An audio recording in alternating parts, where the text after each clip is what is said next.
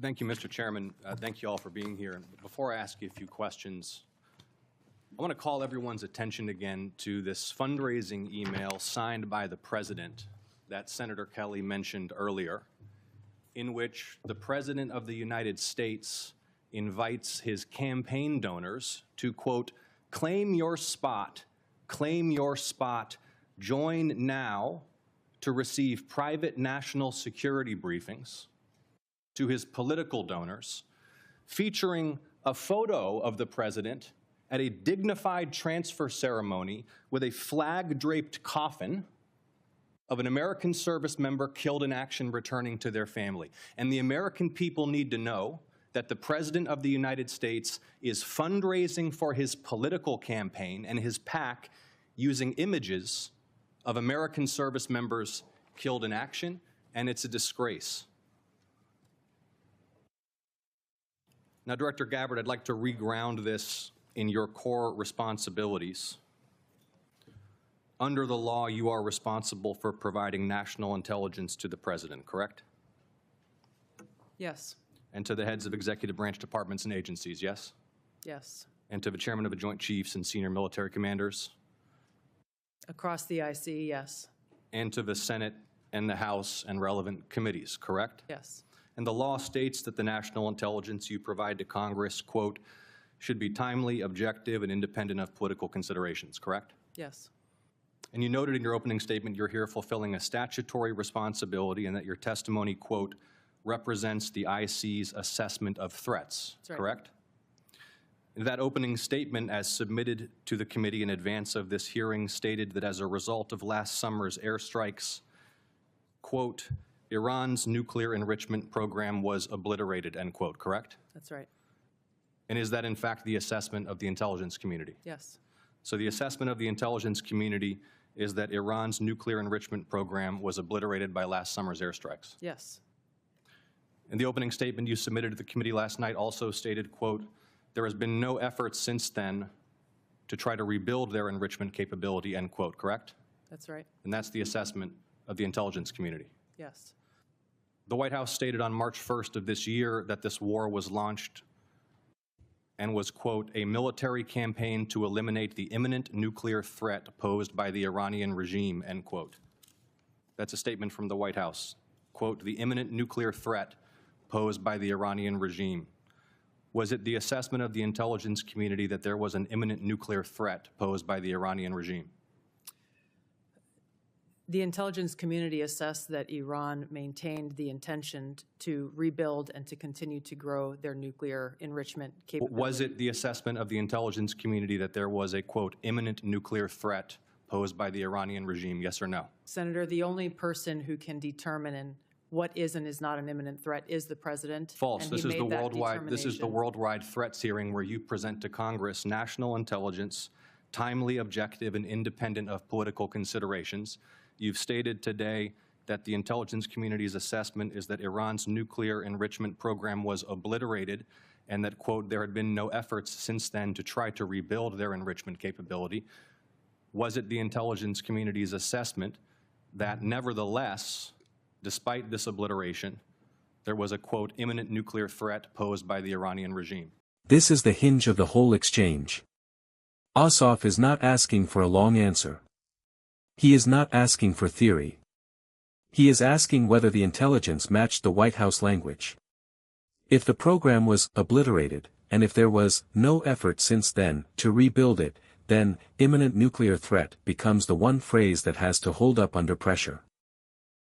And the longer that yes or no answer does not come, the more this stops looking like clarity and starts looking like distance between the public message and the intelligence behind it. Yes or no? It is not the intelligence community's responsibility to determine what is and is not an imminent threat. Okay. That is up to Here's the President the problem. based on a volume No, of it is information precisely that he receives. It is precisely your responsibility to determine what constitutes a threat to the United States. This is the worldwide threats hearing where, as you noted in your opening testimony, quote, you represent the IC's assessment of threats. You are here to represent the IC's assessment of threats. That's a quote from your own opening statement. And so my question is, as you're here to present the IC's assessment of threats, was it the assessment of the intelligence community that, as the White House claimed on March 1st, there was a, quote, imminent nuclear threat posed by the Iranian regime? Yes or no? Once again, Senator, the intelligence community has provided the inputs that make up this annual threat assessment. You won't answer the It is question. the nature of the imminent threat that the president has to make that determination based on a collection and volume You're here of to be information and timely. intelligence that he is provided with. You're here to be timely, objective, and independent of political considerations. Exactly what I'm doing. No, you're evading a question because to provide a candid response to the committee would contradict a statement from the White House. That is the moment the hearing turns from tense to dangerous. Because Ossoff is no longer arguing over wording. He is accusing her of protecting a political statement from a factual collision. That is why this lands so hard. If Congress is being told one thing in an intelligence setting, and the public was told something sharper to justify a war, then the gap matters. And once a senator says that out loud on the record, viewers are no longer just watching testimony. They are watching a credibility fight between intelligence, the White House, and the story sold to the country. Let me ask you about your presence in Fulton County on January 28th of this year. You were present at the FBI's raid on the Fulton County Elections Office on January 28th, correct? I was present for part of the FBI exercising a warrant approved by a municipal judge. Yes, and the FBI was there executing. The investigation. FBI was there executing that warrant to seize ballots and materials associated with the 2020 election, correct?